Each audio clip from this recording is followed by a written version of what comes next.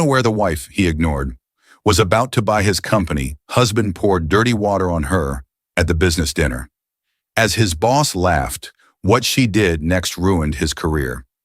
He didn't just embarrass her.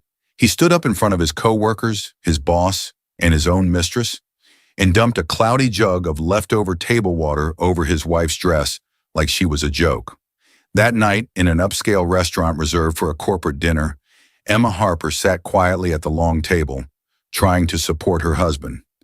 Daniel Harper, a proud mid-level manager desperate to impress, was busy showing off. His boss, Mr. Lawson, already half drunk, kept pushing him to lighten the mood.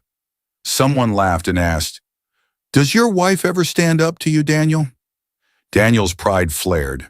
He grabbed the cloudy jug of melted ice, lemon slices, and herbs, glanced at his assistant Chloe, the same woman he'd been calling late at night, and smirked. "She can't even handle this." Splash! The cold, dirty water soaked Emma from shoulder to lap. The whole table exploded in laughter. Mr. Lawson slapped the table. Chloe smirked. A few phones quietly came up. Eyes stared. Emma didn't scream. She didn't cry. She simply stood up, water dripping to the floor, and looked at her husband like she was seeing him for the last time. "Thank you," she said quietly. This clarified everything. They thought she would leave in shame and disappear. What none of them knew was this: the woman they just mocked had been quietly buying shares of the very company they worked for, through a maze of hidden companies legally tied to her maiden name. Behind the polite smile and the soaked dress stood the true majority owner of Baxter Tech, and soon the man who poured dirty water on her to impress his boss would walk into a boardroom and realize he'd just handed his entire career to the wife he ignored. Dear viewers, thank you for being here. If you watch without subscribing, it's like letting Emma's voice be drowned out by their laughter again. When you click that button, you stand with every person who was humiliated, underestimated, and still rose higher than anyone expected. Please subscribe now, and in the comments, tell me where you're watching from. The glow of the laptop screen lit Emma Harper's face like a quiet storm waiting to break. It was almost midnight, but she sat upright in her home office, fingers frozen above the keyboard, eyes fixed on the long list of unread messages from her husband, Daniel. 47 unread messages, most of them from the last 3 days. Excuses, half-hearted apologies, sudden bursts of fake affection that always came after he crossed a line. He wanted to talk about last night. He wanted to explain. He wanted another chance. Emma didn't open a single one. She selected them all and hit delete. This was not a dramatic gesture. It was a practiced motion, something she had done many nights before when Daniel turned cruel, then tried to patch it with words instead of change. But tonight felt different. Tonight she felt nothing. Not anger, not sadness, not confusion, only clarity. Emma Harper, 34 years old, wife of Daniel Harper and founder of one of the most successful eco-care brands in the country, looked around her office. Papers were spread across the desk, early sketches of product labels from her first brand, financial reports with numbers high enough to make anyone blink, and a laptop open to a dashboard labeled Harper Strategic Holdings. It wasn't the name anyone at Baxter Tech saw in public reports.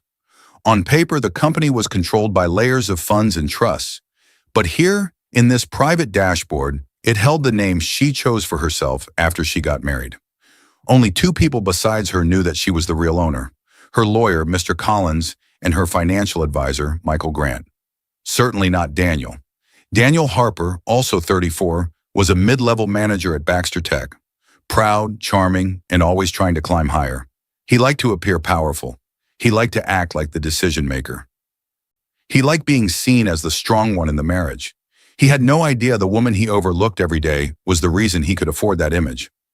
Emma leaned back in her chair, letting the quiet room settle around her. Her story didn't begin with power. It began with exhaustion. 10 years earlier, a much younger Emma stood in a tiny rented storage space that smelled like melted wax and lavender oil. She was 24, working late into the night, packing handmade candles and skincare jars for her small business, Emel Naturals. Money was tight. Her hands were cracked from mixing batches. She slept 4 hours a night. She didn't tell anyone how hard those nights were. Not even her parents knew the full story. But she kept going because she believed in the products she made and she believed in herself. As the orders slowly grew, she taught herself branding, marketing, and logistics. She learned to register trademarks, negotiate prices, and talk to suppliers who barely took her seriously. When her brand suddenly went viral online for its clean ingredients, everything changed. Orders exploded. Blogs wrote about her. Influencers mentioned her without being paid a cent. Then the emails came. Investors, distributors, a private equity firm with an offer she never imagined possible. When that firm finally bought ML Naturals, she agreed, but only under one careful condition that Mr. Collins helped her add. Her remaining revenue streams and profit shares would be funneled into a network of blind trusts with her birth name, Emma Lane, quietly listed as the ultimate owner. That decision became the seed of something bigger. It became Harper Strategic Holdings, the quiet empire behind her calm face. Daniel never asked where the money came from. Emma told him she had sold a small online shop before they met, and that the rest of the money was locked away in long-term investments. He never pushed for details. He never questioned how that small shop paid for their house, his early job losses, and his growing taste for expensive suits. He didn't wonder because he didn't look. Emma met Daniel at a volunteer event when she was 27. He was charming, warm, and funny. He liked her smile, her softness, her simplicity. Emma wore jeans and a plain t-shirt that day, her hair in a loose ponytail. She never mentioned ML Naturals or the sale. She didn't want to lead with success. She wanted someone who loved her heart first, and Daniel did, at least at the beginning. They married 2 years later. In those early days, Daniel was attentive, grateful, affectionate. He bragged about how lucky he was. He said he didn't care how much she made, as long as they were together. Emma believed she had found a true partner. She believed he saw her. She believed he cared. But ambition changed him, or maybe it revealed him. In recent years, Daniel grew distant. He praised his coworkers more than his wife. He cut Emma off in conversations. He forgot important dates. He stayed out late and brushed off questions. When Baxter Tech hired him, he made the job his whole identity. He cared more about his boss's approval than Emma's feelings. He treated Emma's calm nature like weakness. He didn't see the discipline behind her silence. He didn't see the woman he married. Emma was not weak. She was waiting. She turned back to her laptop and opened a folder labeled Baxter Tech Investments. Dozens of transactions filled the screen. Small purchases over several years through different funds and entities Mr. Collins had set up. Together, they now controlled just under 48% of Baxter Tech. One final agreed-upon block of shares, already negotiated, waiting only for her signal, would make her the majority owner. A cold, steady breath escaped her lips. Her phone buzzed. A message from Mr. Collins, timed exactly when he said it would come. Collins, acquisition timeline moved up. Our side can complete the final purchase within days. Are you ready to confirm? Emma stared at the message, her pulse slow and steady. Ready? She had been ready for years. She just hadn't been sure why she would use that power. Tonight, something inside her shifted. Something powerful. Something final. She typed, "Yes, proceed as planned." As she hit send, a quiet thought crossed her mind. A thought that would lead directly into the breaking point waiting in the next scene. Before these shares are final, Daniel is going to show me exactly who he really is. The shouting started the very next evening, before Emma even reached the living room. Daniel's voice thundered through the house, sharp, irritated, impatient. How many times do I have to say it? Don't rearrange my files. He wasn't yelling at Emma. He was yelling at his laptop, at an email that didn't load the way he wanted, at a presentation Chloe had sent late. But the sound hit Emma like a slap all the same. The calm of the house cracked open. Emma froze in the hallway, watching him from a distance. Daniel Harper, her husband, 34, mid-level manager at Baxter Tech, stood in the center of the room, tie half loosened, hair messy, eyes burning with stress. He looked nothing like the warm, caring man who once brought her flowers and whispered dreams about their future. Now his ambition had grown taller than his empathy. He climbed it like a ladder, step by step, leaving Emma behind. He clicked angrily, muttering about deadlines and incompetent coworkers.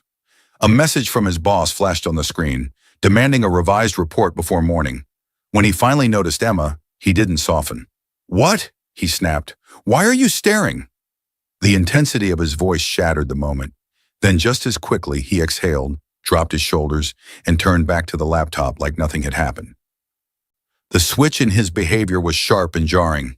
This was the new Daniel. The night settled and the tension slowly quieted. Emma walked past him and into the kitchen, each step heavy with reflection. She remembered when Daniel used to rush home, eager to tell her stories about his day. Now he didn't even look up when she entered a room. He ignored her texts. He canceled dinners they planned weeks ahead. He talked over her whenever she tried to share something important. And worst of all, he acted irritated when she had ideas, like her thoughts were interruptions. She watched him from the doorway, wondering when the slow fading began. 2 years into their marriage, they attended a small gathering at a friend's house. Emma remembered laughing as she talked with Daniel and his coworkers. When she tried to mention one of Daniel's clients, she mispronounced the name slightly. Daniel's reaction burned in her memory. He grabbed her arm and pulled her aside, his smile still fixed for everyone else. "Do you have any idea how stupid that made me look?" he hissed, voice low and sharp. His face was red, eyes hard. Emma had never seen him like that before. He apologized later. Flowers, dinner, promises. But a seed was planted in her heart that night. A quiet seed of doubt. She should have listened to it. Back in the present, Daniel shut his laptop with a loud snap and stood to stretch. "I'm heading outside to take a call," he said, grabbing his phone. Emma nodded, pretending not to care. But she did. A lot. She watched him through the side window as he stepped onto the porch. He checked over his shoulder, making sure he couldn't see her, then raised the phone to his ear. His voice softened, softer than she had heard in months. "Hey, Chloe, I miss you too." The name hit Emma like cold steel. Chloe. She had heard it before, mentioned at dinner as, "My assistant, she's very efficient." Always in a work context, always casual. Emma had never thought much of it. Until now. Chloe. A woman he whispered to, the one who made him gentle again, but not with his wife. Emma didn't gasp. She didn't cry. She didn't storm outside demanding answers. She simply turned away. Inside her chest, something quiet snapped, not with noise, but with clarity. She saw Daniel clearly now, his ambition, his cruelty, his new habits, his wandering affection, and she saw herself clearly too. She wasn't weak for staying quiet. She wasn't scared of confrontation. She wasn't confused. She was calculating. Her silence wasn't surrender. It was preparation. Daniel came back into the house 20 minutes later, humming lightly, as if whispering to another woman was the most normal thing in the world.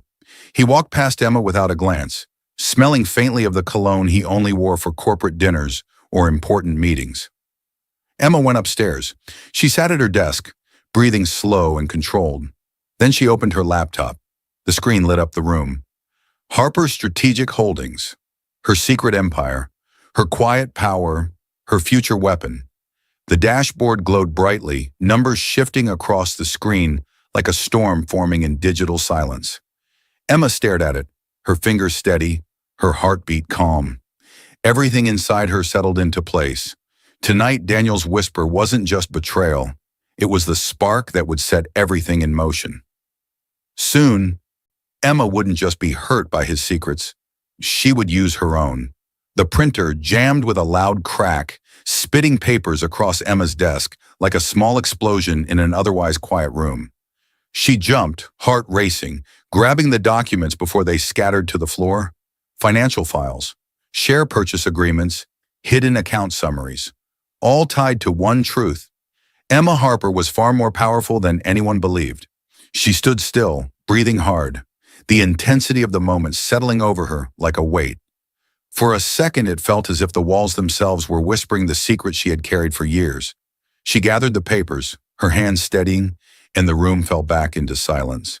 Emma sat down, allowing her thoughts to slow. The late-night glow of the desk lamp softened the edges of her memories. She touched the stack of documents, then closed her eyes. Her story didn't begin with wealth. It began with fear. When she was 19, she lived in a small shared apartment. The rent was always late. Her family had no savings. She worked 2 jobs, day shift at a bakery, night shift at a diner. But she refused to stay trapped in struggle. She began researching natural ingredients, mixing oils and wax in her kitchen late at night.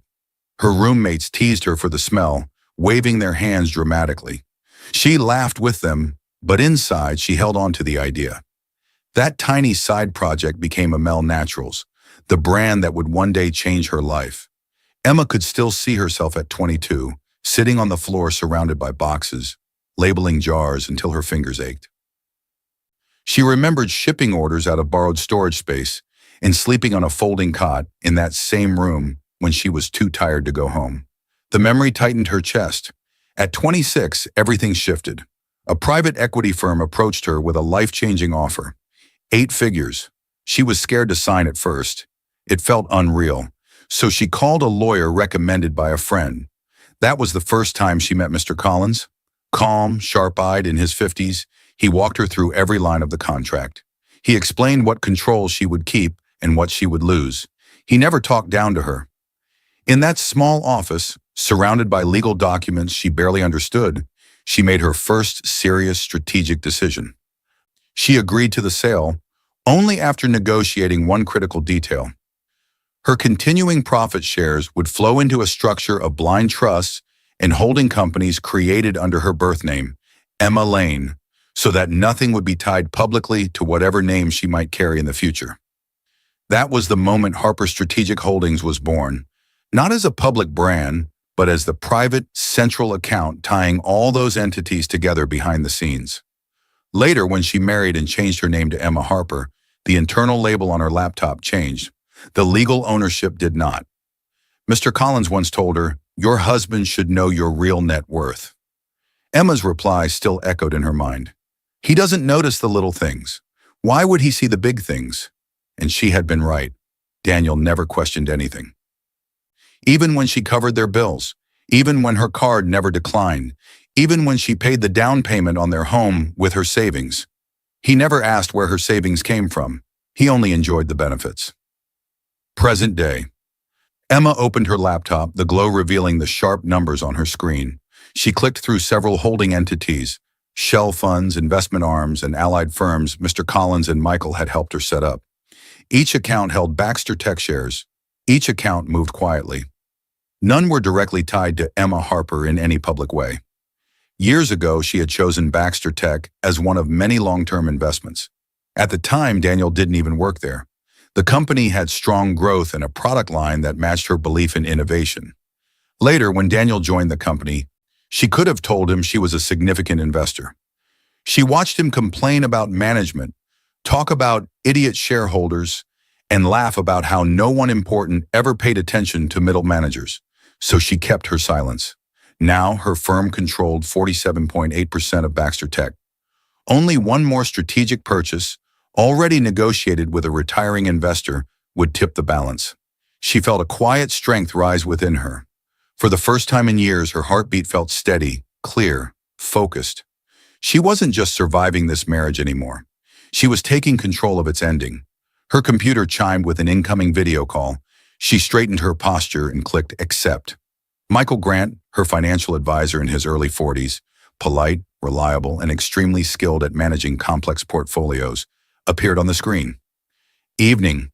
Emma," he said warmly, "I have the update you requested." Emma nodded. "Tell me." Michael pulled up a chart behind him. "We're at 47.8% ownership now. The last block of shares is ready for purchase. Once we execute, you'll pass 51%. He paused, letting the words settle. "One final approval from you is all we need." Emma didn't blink. She didn't breathe. This was the moment she had been preparing for, without knowing exactly when she would use it. Michael waited. "Shall we proceed?" he asked. Emma's answer came in a whisper, but it carried the weight of years. "Do it." As the call ended, Emma leaned back, her heart steady, her eyes sharp. She knew what came next. Daniel was about to invite her to a place where he thought he held all the power, without knowing she already owned the ground he stood on. The front door slammed so hard the walls shook. It was the following evening. Emma startled in the middle of sorting documents on her desk. Daniel's heavy footsteps stormed down the hallway like a warning before he even appeared. His voice came next, sharp, commanding. Emma, get dressed. Something important came up. The intensity of his tone sliced through the quiet house. He didn't ask. He instructed, like she was an item on his to-do list. Emma stepped out of her office and saw him standing in the doorway. Tie crooked, suit half-buttoned, expression tense. His eyes scanned her comfortable clothes and he frowned. Wear something elegant, he said. We're going to a corporate dinner tonight. My boss wants to see, well, us. There it was, that slight hesitation before us. Emma felt the truth behind it. He didn't really want her there. He wanted what she represented, a wife who made him look stable, a wife who made him look respectable, a wife who knew when to smile and when to stay quiet. She nodded calmly. I'll get ready. This was the first time in months Daniel had invited her to any work event. That alone sent a sharp tension through her chest, because sudden invitations from a neglectful person rarely come from care. They come from strategy. While she changed, Daniel paced downstairs. Through the vent above her closet, she could hear the nervous rhythm of his steps. He was rehearsing lines under his breath, something about possible promotion, impressing Lawson, showing we're solid at home. Emma came down wearing a simple, elegant black dress. Daniel glanced up, and for a moment, shock flickered across his face, almost as if he had forgotten how beautiful she could look when she chose to be seen. Then the moment passed. Good, he said. Just don't talk too much. Lawson likes things simple. The sting was quiet but sharp. On the drive, Daniel kept adjusting his tie, gripping the steering wheel tightly. He opened his phone repeatedly, angling the screen slightly away from her. But not enough. A message flashed across the top. Chloe, see you after. Emma didn't react outwardly. She only blinked once. The words explained everything he hadn't said. The dinner wasn't just about work. It was about image, her image in front. Chloe in the background. Under the cover of her purse, she raised her own phone and took a silent screenshot of the notification. No anger, no panic, just evidence. Daniel never noticed. As they approached the venue, a large, reserved restaurant attached to a hotel, Daniel's breathing softened. His nervous tension shifted into pride. He straightened his jacket, checked his reflection in the window, and walked faster as they neared the entrance. He was excited to impress someone who wasn't his wife. Emma walked beside him quietly, observing everything. His exaggerated confidence, his sudden politeness to the restaurant staff, his loud laugh as he greeted coworkers near the entrance. Everything about him tonight felt staged. Inside, the dinner was already underway. A long table filled Daniel's department. Laughter, drinks, forced smiles. The atmosphere buzzed with people trying to impress each other more than they actually enjoyed being there. Daniel guided Emma to an empty seat near the center. Stay close, he murmured. It sounded less like affection and more like a rule. Moments later, the boss arrived. Mr. Lawson, a tall man in his late 50s, with slicked back hair and a sharp jawline, walked over with a drink already in hand. He was the kind of man who spoke just loud enough that others turned to listen, even when he wasn't saying anything important. His role as director of operations made him powerful and ruthless. His eyes scanned Emma like she was a resume he hadn't approved. Ah, he said slowly, raising one eyebrow. So this is the wife. The tone, the look, the judgment. It was clear he hadn't expected her, and maybe hadn't wanted her there either. Daniel let out a stiff laugh, unsure of how to respond. Emma simply held Mr. Lawson's gaze, calm and unreadable. Something about her composure made his eyes narrow, just slightly. He couldn't place what bothered him, the steady eye contact, the quiet confidence, or the feeling that she understood more than she was saying. But he dismissed it. He was used to wives sitting quietly at company events and fading into the background. Emma folded her hands in her lap and gave a gentle, polite smile. Inside her mind, a storm was forming, but her face stayed perfectly composed. Daniel leaned toward her and whispered, "Just follow my lead tonight." He had no idea that very soon he would lose the right to lead anything at all. The argument didn't start with a fight.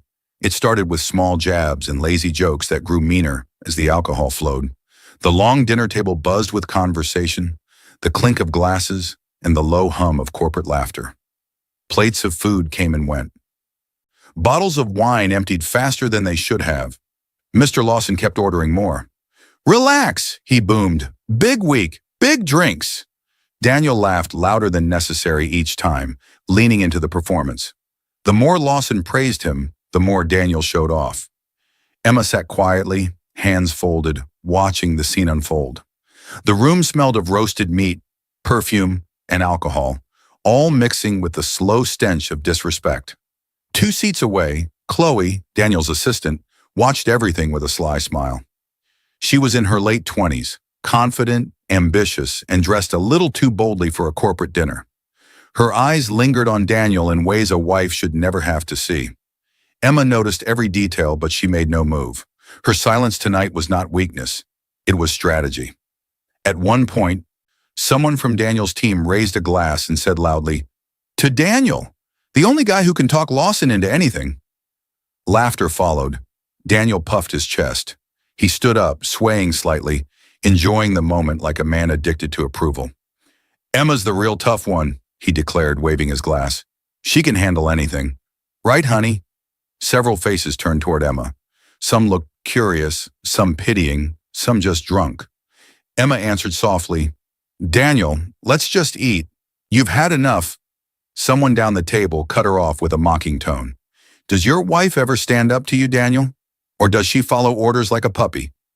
The table erupted in laughter.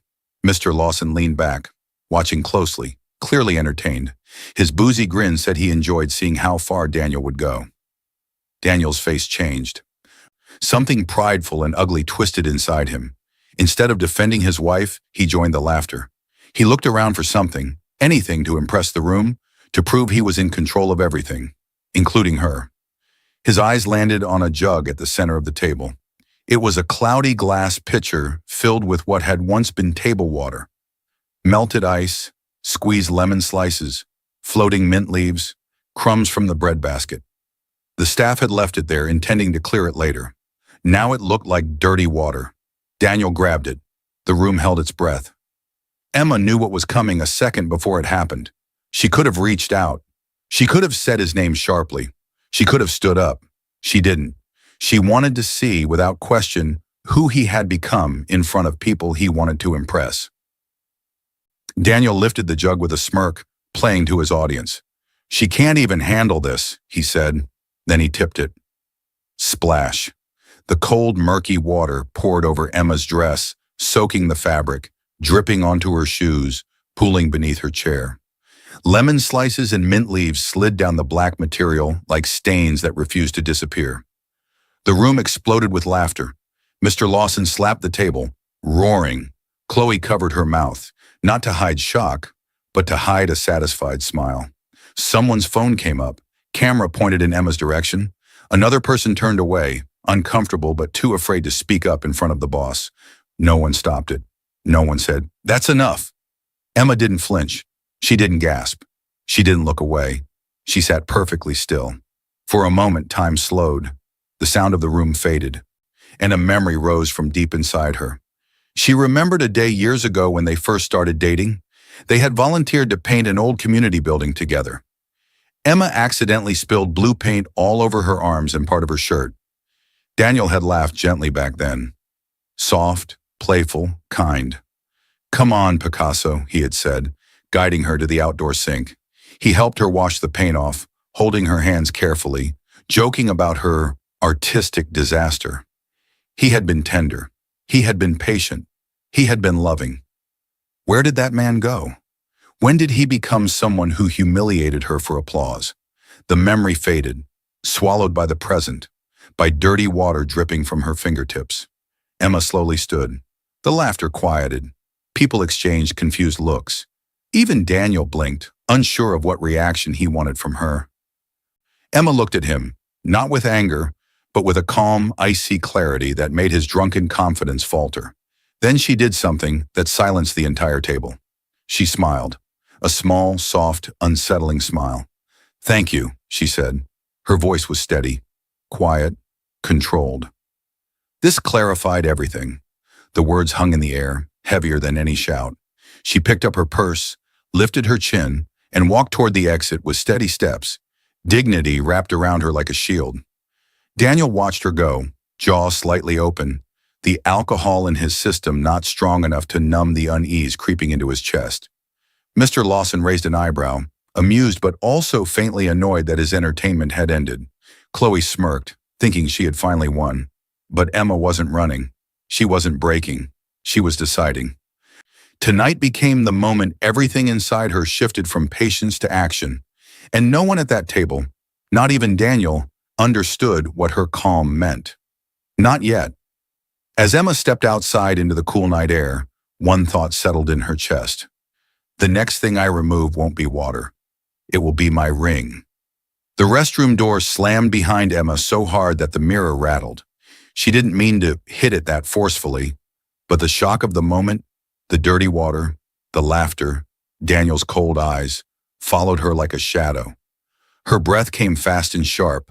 The humiliation clung to her skin as tightly as her soaked dress. Dirty water dripped from her sleeves and hit the floor in tiny splashes. Drip, drip, drip. The sound was too loud in the cold, tiled room. She gripped the edge of the sink, her knuckles turning white. She expected to feel anger, shame, heartbreak. Instead, a strange, powerful calm settled over her. She looked up. Her reflection stared back, wet, tired, stained with murky water, but steady. Her eyes were dry, her posture firm.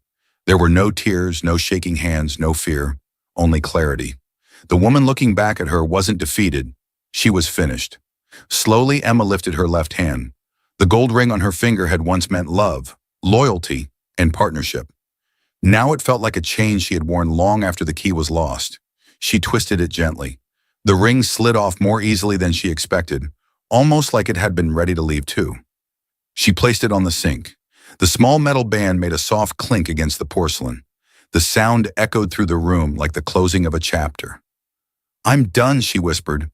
The words were soft, but inside her they thundered like a breaking storm. Emma leaned forward, letting the quiet settle. Her mind drifted, not to the dirty water, but to the many moments before it. It was a year ago. She had made dinner, his favorite meal. The table was set with candles. She timed everything so he could come home early for once. But Daniel had walked in late, tired and annoyed, complaining about work and how no one respected him.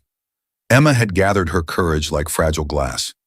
"Daniel, I think we should consider counseling," she said gently. "We keep arguing. We keep misunderstanding each other.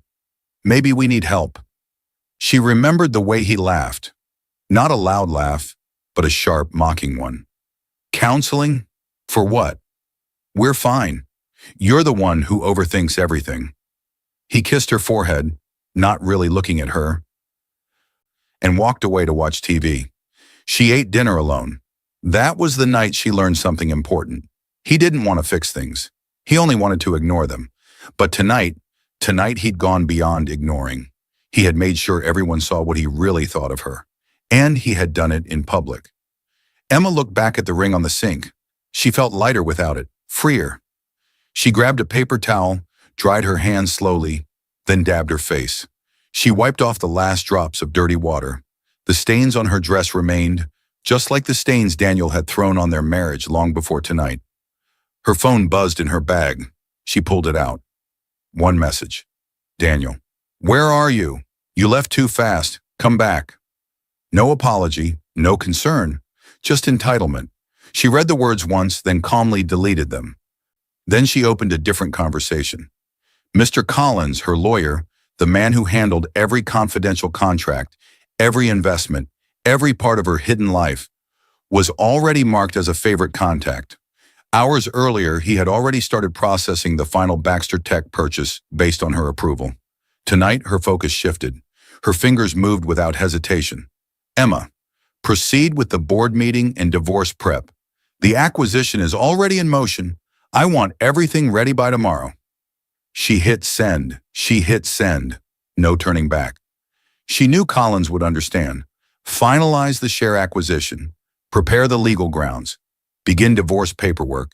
She dropped the used paper towel in the trash, smoothed her dress as best she could, and lifted her chin. When she opened the restroom door and walked out, there was no fear, no doubt, only purpose. Tonight broke something inside her, but it also freed her. The next step would change everything. Tomorrow, Daniel wouldn't be talking to a hurt wife at home. He'd be walking straight into a strategist's plan. The sound of the front door slamming shook the entire house. Daniel had returned from the dinner later that night, drunk and irritated, shouting her name as he stumbled through the hallway. "Emma, why did you leave like that? You embarrassed me." His angry footsteps echoed across the floor, growing louder as he searched for her. But Emma wasn't hiding. She was waiting. She stood in her home office with her arms crossed, calm as glass. Her heart didn't race. Her hands didn't shake. She had already taken off the ring and put it in a small drawer. She was no longer the woman who chased peace. She was the woman who prepared for war. Daniel burst into the doorway, red-faced and unsteady. "We need to talk," he barked. Emma spoke before he could continue. "Not tonight." Her tone was so steady, so cold, that Daniel blinked. He took a step back, stunned. She had never spoken to him like that. He tried again, voice raised. "You made me look bad in front of everyone." Emma simply reached forward and closed her laptop lid in a firm, final motion. The message was clear. Daniel scoffed, turned, and stormed out, slamming the bedroom door behind him. The house fell silent. Emma reopened her laptop. Now the work began. She moved with precision, as if she had been preparing for this moment long before tonight. Because she had. Every quiet suspicion, every ignored detail, every moment she swallowed a question had slowly turned into a habit of keeping proof. She pulled up her locked digital file labeled Personal Records. Inside was everything she had silently collected over the months, because Emma was the type of woman who noticed things even when people assumed she didn't. Screenshot number 1, a photo of the message from Chloe earlier that evening. "See you after." Screenshot number 2, a picture she had once taken of Daniel's tablet screen when he left it on the couch. The call log showed Chloe's name repeatedly, late at night. Folder number 1, audio recordings. She played a short clip. Daniel's voice whispered, "I'll be there soon, Chloe. She's asleep." She had recorded it months ago from the hallway when he took late-night calls in the kitchen, thinking she was upstairs. It was legal in their state to record her own home conversations he was having in her presence, even if he didn't realize she could hear. Her jaw didn't clench. Her breath didn't hitch. She kept playing the files, each one from a different night, each whispering betrayal. Then she opened another folder labeled Baxter Tech. Inside, emails Daniel had accidentally forwarded to their shared printer at home instead of the office. Copies of reports he bragged about fixing before sending to Mr. Lawson. Attachments he had once asked Emma to quickly check for spelling, which she quietly saved. She had learned to keep a copy whenever something felt off. Folder number 2, financial irregularities expense reports that didn't match project budgets. Purchase orders Chloe had approved that led to vendors with no clear track record. Approvals Daniel signed without reading, just to impress Lawson by moving fast. Piece by piece, the documents painted a picture. Chloe wasn't just a mistress. She was involved in risky financial behavior that could ruin Daniel's position. Emma breathed slowly, letting the truth settle. Everything she suspected was real, and now she had proof, not just of betrayal as a wife, but of misconduct that mattered to Baxter Tech's future. Her phone buzzed, a message from Mr. Collins. "Collins, I saw your earlier text. Acquisition is closing in the morning. Are you safe?" Emma replied with one sentence. "Emma, call me." Seconds later, the screen lit up with an incoming video call. She answered. Mr. Collins, always calm in his dark suit and glasses, appeared on screen with a serious expression. He looked like a man ready for strategy, not sleep. "Tell me everything," he said. Emma did. She showed him the screenshots. She played the recordings. She forwarded the documents from her secure drive. He listened without interrupting, his expression growing firmer, sharper. When she finished, he said, "Emma, this is enough for divorce, misconduct claims, and board-level action. Are you sure you want to proceed on all fronts?" Her voice didn't waver. "Yes," he nodded once. "The Baxter Tech deal will finalize by tomorrow morning," he said. "Once the registry updates, you'll officially hold just over 51% through Harper Strategic Holdings. That gives you the legal power to call an emergency board meeting. Emma met his gaze through the screen, her eyes calm and steady. Schedule it, she said, as soon as the ownership is confirmed. Mr. Collins leaned back slightly, stunned by her resolve, but not surprised. It will change everything, he said quietly. That's the point, she replied. The call ended. Emma closed her laptop, her heart calm and certain. Tonight, she didn't just gather evidence. She built a weapon, and she aligned it with her new majority control. Tomorrow, Daniel would walk into work thinking the company was his chance at greatness, without knowing who now sat at the top. Daniel stormed into the office the next morning with the force of a man who believed the world owed him respect. He didn't knock anything over, but his presence felt like a shove, loud, heavy, impatient. His shoes clicked hard against the polished floor. His eyes were still red from the night before, but his pride was intact. In his mind, Emma leaving the dinner early was her mistake, not his. He walked in expecting sympathy for having a difficult wife, expecting Chloe's soft attention, expecting another day where he could complain and feel important. Chloe was already at her desk, dressed sharply, typing quickly. She looked up at him with a bright smile, the kind that said she still believed she had the upper hand. Rough night, she teased softly. Daniel smirked and adjusted his tie. Nothing I can't handle. Mr. Lawson, the department head, walked by and gave Daniel a heavy pat on the back. There he is, the man of the hour, Lawson boomed. Good show last night. Daniel puffed his chest, proud of the approval. Everything seemed normal. Everything felt safe, but safety can vanish faster than pride. At 9:17 a.m., the office phones rang all at once. A synchronized chime. Unusual. Disruptive. Daniel frowned. Moments later, his assistant stepped out of her cubicle, looking nervous. Mr. Harper, the board is requesting your immediate presence in the main conference room. Daniel blinked. The board? Why? I wasn't told, she replied. Chloe glanced up, confused. Do you need me to come? She asked, half rising from her chair. But Daniel's ego had already decided this was good news. A board meeting with his name on it? Maybe it was about a promotion. Maybe Lawson had put in a word. He straightened his tie again, flashed a grin at Chloe, and walked toward the conference room with confident strides. Inside the conference room, the atmosphere was nothing like he expected. Silence, cold, thick enough to choke on. Several board members sat at the long glass table. A corporate attorney and the company's internal HR director were there as well. Papers lay neatly arranged in front of each of them. No one spoke. No one smiled. And sitting at the head of the table, Emma, clean, calm, composed, her dark hair perfectly brushed, her posture flawless.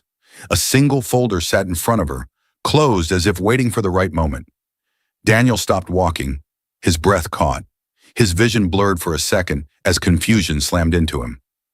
What are you doing here, huh? He asked, voice a little louder than he intended. Mr. Lawson leaned toward another board member and hissed under his breath. Why is she here? But the board member he whispered to didn't answer. His expression stayed professional, guarded. Emma lifted her eyes slowly and met Daniel's gaze without blinking. Good morning, Daniel, she said calmly. Please have a seat. Her tone didn't request. It commanded. Daniel looked around the table, waiting for someone else to take over.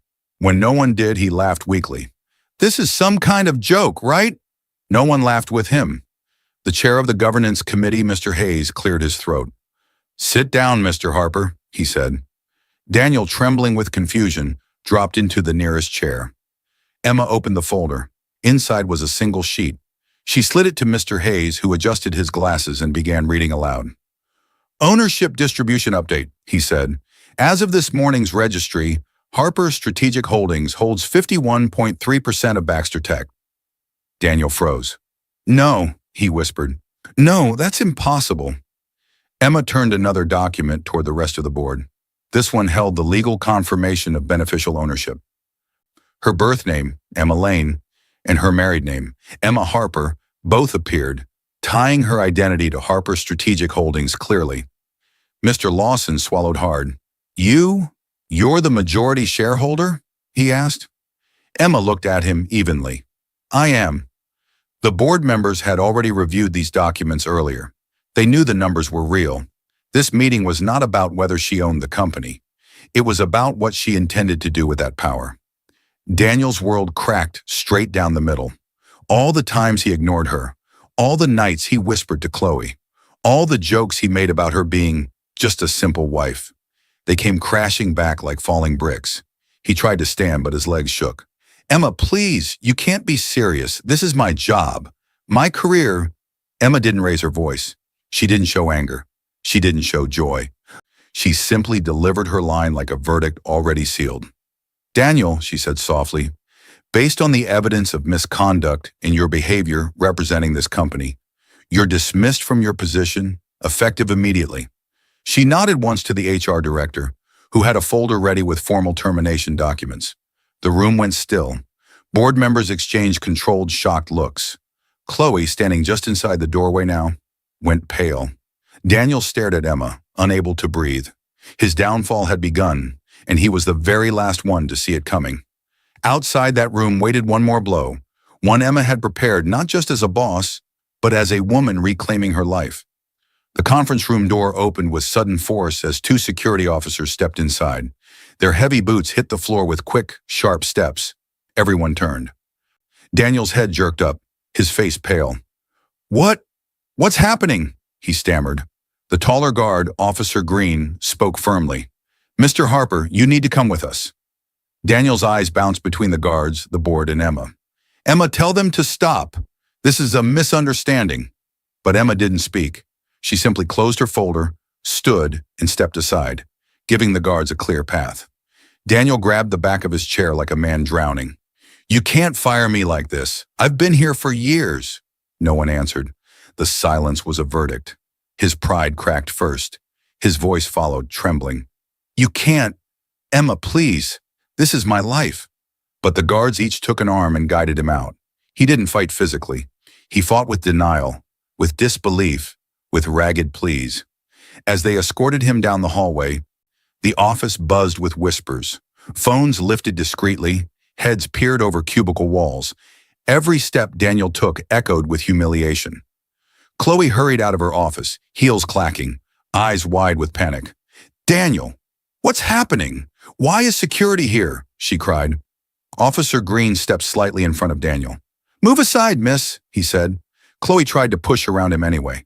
"Daniel, talk to me." Daniel turned his head toward her, desperate. "Chloe, just stay close. I need—" But before he could finish, another voice cut through the tension. "Miss Chloe Miller, please stop there." Mr. Collins, Emma's lawyer and now corporate counsel to the new majority owner, stepped forward carrying a thick envelope. Chloe froze. Collins held up the documents slightly, addressing her in a firm but professional tone. "These contain evidence of financial irregularities tied to purchases you approved," he said. "The company will be conducting a formal investigation. You'll be contacted by internal and external auditors." Chloe's face drained of all color.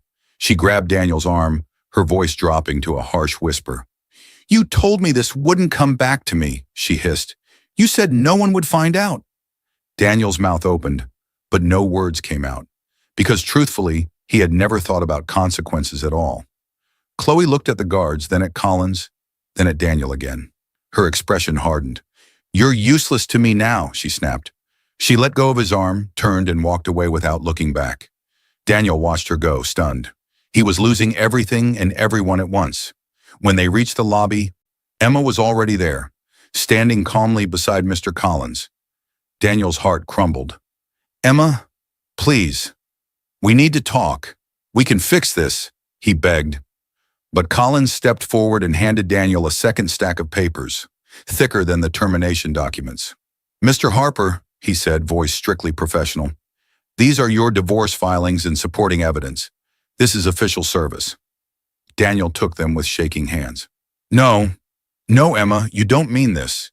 Emma met his eyes. Her expression wasn't cruel. It was empty, like she had already let go a long time ago, and today was only the paperwork. Around them, employees had gathered near the stairs and windows.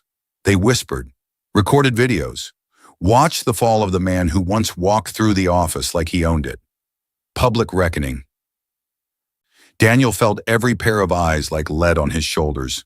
He stepped toward Emma, voice cracking, begging, "Please, don't do this. You know I love you. You know I didn't mean—" Emma walked past him, like he was air, like he was a stranger asking for directions she didn't have time to give. She didn't pause. She didn't tremble. She didn't look back. But when she reached the glass doors, she finally spoke, voice soft but sharp enough to cut through the whole lobby. "Love doesn't look like what you did last night." Daniel broke. He collapsed into a lobby chair, clutching the papers, his breath shaking, his eyes burning with a mixture of shame and shock. Emma stepped into the elevator with Mr. Collins beside her. The doors began to close. For the first time since meeting her, Daniel realized something devastating. She was never going to be on his side again. As the elevator doors shut, Emma said quietly to Collins, "Now, let's finish everything properly." The pen landed on the desk with a firm finality. Emma exhaled sharply, the sound filling the quiet office like a thunderclap. The sudden intensity of the moment made her shoulders drop with release. In front of her, the final divorce documents sat neatly stacked, each page marked with her calm, steady signature and the official court stamps. It was over. Not the memory, not every scar, but the chain that once bound her to Daniel. Several weeks had passed since the day security walked him out of Baxter Tech. In that time, lawyers had gone back and forth, financial disclosures had been made, and every piece of their shared life had been divided, signed, and sealed. Now the last signature was done. Sunlight streamed through the large office windows of her new executive floor, bathing her desk in warm gold. The brightness almost felt symbolic, like the room itself recognized her freedom. She leaned back and took in the quiet. No shouting, no humiliation, no tension pressing against her chest. For the first time in years, she felt real air reaching her lungs. Her empire, Harper's Strategic Holdings, no longer had to remain half-hidden. Her identity as the majority owner of Baxter Tech was now public and accepted inside the company.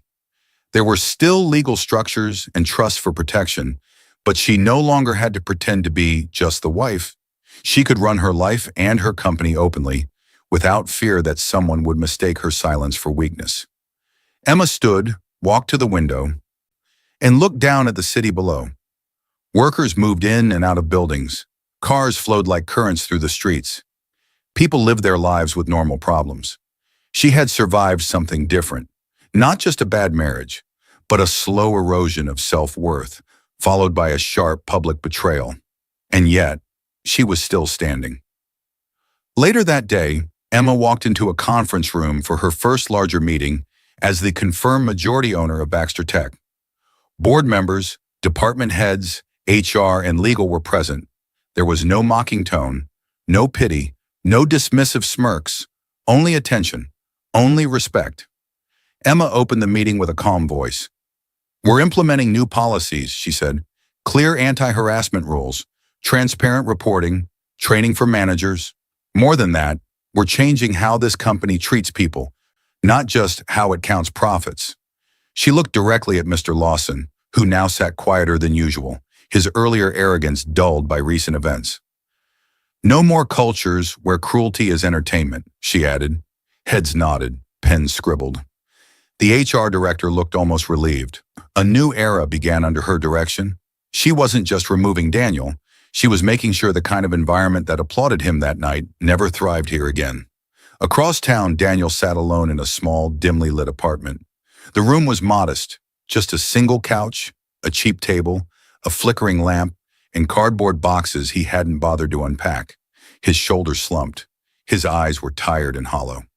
On the scratch coffee table lay a newspaper with the headline, "Former Manager Daniel Harper Terminated After Misconduct Allegations. Internal Reforms Announced." The article didn't mention his name in big letters, but it named his role and his department. Anyone who knew him could connect the dots. His phone buzzed beside him. He grabbed it quickly, hoping, just hoping, it was Chloe. Maybe she had reconsidered, but when he opened their conversation, he saw the long list of messages he had sent her. None of them read. Chloe, meanwhile, sat in a new car, wearing a new bag, laughing beside another executive from a different company. someone with more power, more influence. She opened Daniel's message thread for a split second, saw the flood of texts, rolled her eyes, and locked the phone without replying. People like Chloe didn't stay when the benefits disappeared. Daniel finally understood that. Meanwhile, Emma prepared her garden chair outside her home. The house felt different now, quieter, safer. It was evening, and a soft wind carried the scent of fresh leaves. Birds chirped, the sky glowed with muted pinks and oranges, the day folding gently into night. She sat down slowly, letting the peace settle into her bones. She wasn't thinking about revenge anymore. She wasn't thinking about Daniel. She wasn't thinking about the past. She was thinking about freedom, about the life she had regained, about the woman she had become. Emma Harper was no longer invisible, no longer overshadowed, no longer underestimated. She was whole. She closed her eyes, and the calm voice inside her whispered a truth she had earned. Sometimes the person they underestimate becomes the storm that rewrites their destiny. The scene softened. The garden grew quiet. The sky dimmed into a peaceful blue. Emma breathed in the future. I hope you enjoyed watching it as much as I enjoyed creating it. Like, share, and comment on the lessons you've learned. Let me know where you're watching from in the comments below. See you in my next video.